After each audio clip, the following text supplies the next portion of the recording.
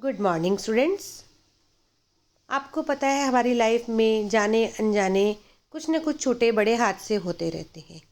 कभी खेलते वक्त चोट लग गई या हाथ कट जाए, कभी कोई कीड़ा काट गया या अचानक से ऐसे नाक से ब्लीडिंग होने लगे या कभी जल जाए या फिर लाइट का शॉर्ट सर्किट यानी करंट लगे, तो हम डॉक्टर के पास जाने से पहले अपनी खुद के लिए क्या केयर कर सकते हैं या दूसरों की हम फटाफट क्या उनको ऐसा कर सकते हैं जिससे कि उनको ज़्यादा दिक्कत ना हो। इसको बोलते हैं फर्स्ट एड यानी कि पहली सुरक्षा। फर्स्ट एड ये आप पढ़ चुके हैं पहले की क्लासेस में कि आपको अपने घर पर एक फर्स्ट एड बॉक्स रखना चाहिए और इसमें क्या क्या चीज़ें होनी चाहिए वो भी आप सबको पता है कि क्या क्या हम कौन सी ट्यूब रखनी है, कौन सा जैसे डिटोल हो गया, बैंडेज हो गई, कुछ ज़रूरी दवाइयाँ होती हैं, वो सब चीज़ें हमें अपने फर्स्ट एड किट में रखनी चाहिए। अब मैं आपको कुछ पॉइंट्स के थ्रू बता रही हूँ कि अगर आपको चोट लग जाए तो आपको क्या करना है। सबसे पहले तो जहाँ चोट लगी है उस पर कपड़ा रखकर उसको ज़ोर से दबा देना चाहिए जिससे कि खून बहना रुक जाए। फिर उसके बाद उस घाव को पानी से धोकर और सुखाना चाहिए कॉटन से। उसके बाद कोई एंटीसेप्टिक ऑइंटमेंट उसके ऊपर लगाकर उसको बैंडेज या पट्टी से कवर कर देना चाहिए।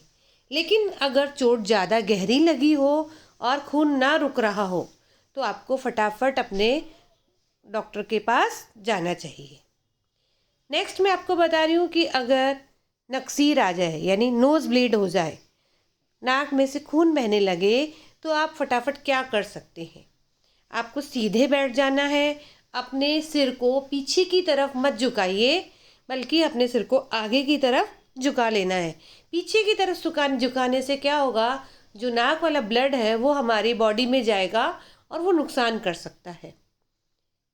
और अगर खून बहना रुक जाए तो आपको कोई आइस पैक जो है वो लगाना चाहिए जिससे कि कोई सूजन ना आए, स्वेलिंग ना आए और आपको आराम भी मिले।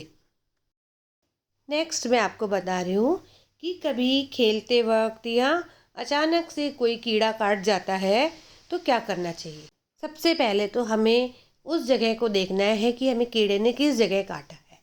उसके बाद उस जगह पर आप एंटीसेप्टिक लगा दीजिए और अगर कोई आपको अफेक्ट दिख रहा है जैसे सूजन आ रही, स्वेलिंग आ रही है या आपके फेस पर कुछ भी किसी तरह का कोई भी इफेक्ट दिख रहा है उसका, या सांस लेने में तकलीफ़ हो, तो आपको फटाफट से अपने डॉक्टर के पास जाना चाहिए। आगे मैं आपको बता रही हूँ कि अगर किसी भी कारण से हम जल जाते हैं तो आपको क्या प्रिकॉशंस लेने हैं। सबसे पहले तो उस जले हुए एरिया को ठंडे पानी से धो लेना है जिससे कि वो जो दर्द है वो कम हो जाए। उसके बाद उस जले हुए एरिया पर कोई भी साफ़ सुथरा कपड़ा हल्का सा बांध दीजिए।